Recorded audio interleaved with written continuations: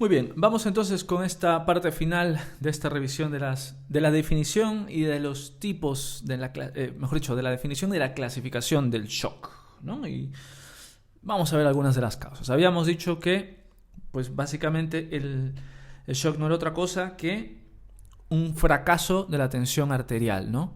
Por eso es que muchas veces le llaman al shock fallo circulatorio, ¿no? Porque falla la circulación. No siempre ocurre así, como decíamos, si hay una alteración de la utilización del oxígeno puede haber circulación. Paciente envenenado con cianuro, el problema está a nivel mitocondrial, ¿no? Entonces circula la sangre, hay oxígeno en esos eritrocitos, etcétera. Bueno, cuando hay osteosis, pues cambia la curva de entrega, pero en general no siempre es un fallo circulatorio como causa primarísima del shock, ¿no? Pero en general hablamos de hipotensión arterial periférica, ya sea porque falla la volemia, porque falla la resistencia vascular, porque fallan las dos. Acuérdense que cuando hablamos de volemia hablamos también de volumen circulatorio efectivo, ¿no? O volumen efectivo circulante, ¿no? Entonces, no hay entrega de oxígeno, no hay transporte, no hay entrega, no hay utilización de oxígeno, hay hipoxia tisular. Recuerden que el ciclo de Krebs me entrega pues un número de ATPs que es energía, ¿no? Son como los fotones del cuerpo. Pues cuando hay respiración anaerobia, la cantidad de ATPs es mucho menor. Y estoy generando ácidos, y entonces esa acidosis genera un daño directo orgánico, ¿no? Aparte que es un daño celular directo. Entonces el paciente está en acidosis, en fallo circulatorio, los órganos empiezan a fallar, falla cerebro, confusión, falla corazón, fallo cardiovascular, fallo pulmón, acidosis respiratoria, y etcétera, ¿no? Empiezan a fallar, fallo renal, entonces disminución del filtrado, aumento de la creatinina, urea, etcétera. Entonces ya vemos más o menos cómo esto va afectando a todos los sistemas.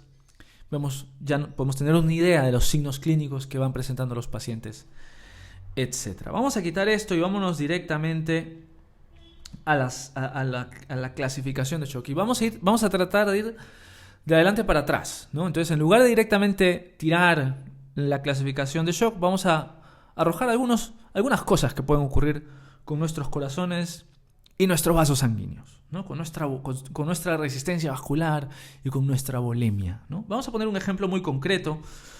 Hay una situación que se llama fallo de bomba, ¿no? Fallo de bomba. Falla el ventrículo izquierdo. Si falla el ventrículo izquierdo, esto pues puede ocurrir por distintas causas, ¿no? Por ejemplo, puede haber una ruptura de placa a nivel coronario, se obstruye y hay un infarto. Puede haber alguna alteración en el sistema de conducción y haber una arritmia. El corazón late tan rápido que no se llena bien el ventrículo, y si no se llena bien no hay Frank Starling y no hay buena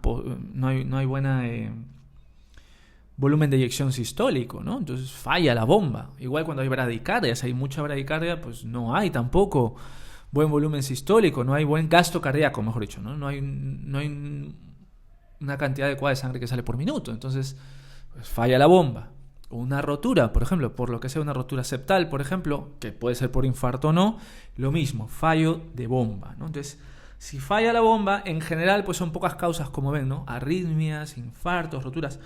Falla la bomba, eso es lo que nosotros llamamos, bueno, falla la bomba, y recuerden que no hay volumen circulante, ¿no? Entonces, no hay volemia, no hay tensión arterial, eso es lo que nosotros llamamos shock cardiogénico, que yo creo que es el más fácil, el más intuitivo de entender, ¿no? Shock cardiogénico, falla la bomba, ya sea porque se infartó el corazón, se paró el corazón, fibriló el corazón, se rompió el corazón, etcétera, ¿no? Un Takotsubo, por ejemplo, un Takotsubo puede tener síntomas de insuficiencia cardíaca en realidad, y no hay obstrucción coronaria, no hay daño de las fibras, etcétera. Bueno, en fin. Vamos con otra causa. Vamos con los vasos sanguíneos, ¿no? Ya hemos visto cómo puede fallar la bomba.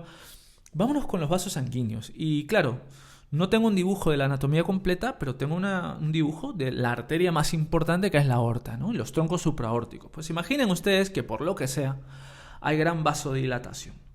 Si hay gran vasodilatación, pues habrá una disminución de la resistencia vascular periférica. Acuérdense de la ecuación: resistencia por volemia, tensión. Si baja la resistencia, bajará directamente la tensión arterial. La pregunta es ¿por qué? ¿Por qué habría gran vasodilatación?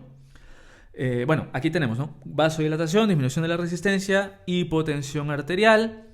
Y otro fenómeno que quiero que tengan en cuenta antes de ir con las causas, esto quiero que lo tengan en la cabecita cuando estén en urgencias, porque lo verán mucho ahí en sala de urgencias. La gran vasodilatación genera aumento del diámetro de las fenestraciones de los vasos sanguíneos. Es una forma de entenderlo.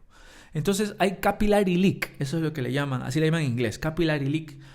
Básicamente se escapa el líquido de los vasos sanguíneos, ¿no? Básicamente el paciente está perdiendo volumen. Entonces hay extravasación, hay edema, los americanos llaman pitting edema porque deja un pit, yo le pongo el dedo y dejo un hueco ahí. Y hay hipovolemia, o sea, ya vean cómo he pasado de una gran vasodilatación con disminución de resistencia vascular, paso a una hipovolemia, o sea, combino dos cosas que van a generar hipotensión arterial. Entonces ya pueden ver cómo es que, recuerden en la definición que decíamos al principio, clarísimo decían, mucha gente tendrá una combinación de tipos de shock, ¿no? Y pues aquí estamos viendo cómo es que mucha gente no tiene un solo tipo de shock, pueden tener dos, y aquí vemos pues cómo es que eso va ocurriendo de forma secuencial. Bueno, las causas de la gran vasodilatación, una de las más comunes en urgencias, infección o inflamación. ¿Por qué pongo infección e inflamación? Infección, pues la infección ustedes sabrán, las toxinas, las exotoxinas, las endotoxinas en la bacteriemia generan una activación de la cascada inflamatoria que culmina, si ustedes estudian la cascada inflamatoria, con la producción de prostaglandinas, interleuquinas y daño endotelial directo. El daño endotelial se produce una disfunción endotelial, no hay vasoconstricción, hay gran producción de óxido nítrico. El óxido nítrico es muy vasodilatador y entonces esto es básicamente lo que se llama sepsis. Pero ojo, he puesto infección e inflamación porque la infección lo que genera es una respuesta inflamatoria sistémica, el síndrome de respuesta inflamatoria sistémica, ¿no? El SIRS. Por eso decía inflamación sistémica, lo ponían en la página, en el artículo del Up to Date que revisamos en el video anterior. Y es justamente eso, porque un SIRS puede ser desencadenado por otras cosas, por un virus, por ejemplo, por un traumatismo, por un politraumatismo, por ejemplo, ¿no? Entonces, el SIRS no necesariamente es causado por infección, puede ser incluso causado por fármacos, etcétera, ¿no? Una respuesta inflamatoria sistémica, que es lo que se sospecha, por ejemplo, que ocurre en el COVID, que es lo que ocurre en la influenza, cuando hay una infección por influenza, y se vuelve una respuesta inflamatoria sistémica de todo el sistema, y al final lo que se produce es óxido nítrico, vasodilatación y la hipotensión arterial. Pero hay otras cosas que también generan gran vasodilatación. No lo hemos puesto aquí, pero por ejemplo fármacos. Imagínense que alguien toma antihipertensivos, medicación para la próstata, nitroglicerina, entonces gran vasodilatación y entonces disminución de la resistencia vascular periférica. Pero por ejemplo en una anafilaxia, en una respuesta urticariforme tan intensa con gran producción de de sustancias vasoactivas, bradykinin, histamina, gran vasodilatación, una anafilaxia es eso, ¿no? Una gran vasodilatación de todo el sistema. Por eso el paciente se pone rojo, como que se edematiza. Era justamente lo que veíamos aquí, ¿no? Extravasación, edema, etcétera. El paciente con una anafilaxia pues está mareado, disminución del nivel de conciencia porque empieza a haber realmente hipovolemia, ¿no? Y luego, por supuesto, y esto es algo que siempre hay que tenerlo en cuenta, el daño medular y el daño espinal. ¿Por qué no lo pongo juntos? Porque es distinto. Esto es lo que llaman shock medular o shock espinal. No sé si alguna vez habrán escuchado el término. Porque el shock espinal es directamente por un traumatismo, el aplastamiento, la sección de la médula. Y el daño medular es por alteraciones de las funciones neurológicas de la médula, pero no necesariamente por un trauma. Puede ser por fármacos, por ejemplo, etcétera.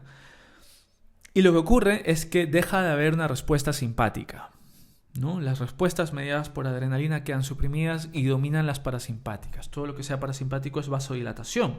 Entonces un shock neurogénico, un shock neurógeno, un shock medular, un shock espinal produce gran vasodilatación. Lo curioso es que en estos shocks medulares, como no hay respuesta simpática, el paciente no hace taquicardia refleja. Pero, por ejemplo, en una sepsis sí que hay taquicardia refleja, en una anafilaxia sí que hay taquicardia refleja, etc. Entonces, como vemos, y aquí viene el core del asunto y lo que quiero que se lleven a casa, que cuando hay gran vasodilatación, hay extravasación y edema, vemos que el líquido se va a otro lugar, hay una mala distribución de líquido y de ahí recibe el nombre este tipo de shock como shock distributivo, ¿no? El volumen, no estamos hablando de la sangre, estamos hablando de la parte líquida del espacio vascular, se distribuye mal, ¿no? Se va a ese tercer espacio por esta extravasación, ¿no? Por eso estos pacientes tendrán edema. Entonces, como vemos, es un shock por mala distribución del líquido, donde el origen está en la vasodilatación, y lo que hay que ver es la causa primaria de esa vasodilatación. El tratamiento será tratar esa causa primaria, ¿no? O sea, si es infección, pues ponle antibióticos; si es anafilaxia, pues ponle antihistamínicos, ponle adrenalina; si es shock medular, bueno, tratamiento de soporte con vasopresores, etcétera, ¿no? Y bueno, claro está, hasta no tener respuesta al tratamiento inicial, pues soporte. Por ejemplo, en una sepsis, pues le vamos poniendo también fluidos para reemplazar eso que va perdiendo. Y luego con esa pega de que a veces los pacientes con insuficiencia cardíaca lo pasarán peor, etcétera. No me voy a enrollar más. Pero bueno, ven cómo es más fácil integrar todos los conocimientos. Shock cardiogénico y shock distributivo. Nos quedan dos tipos de shock más, y lo veremos en el tercer video, para así completar el mosaico en nuestro Instagram, donde hablaremos del shock hipovolémico y el shock obstructivo, que es, creo yo, aunque suena como, parece que fuera el menos intuitivo, es el más fácil de entenderlo con dibujitos. Así que eso lo veremos en el tercer y último video.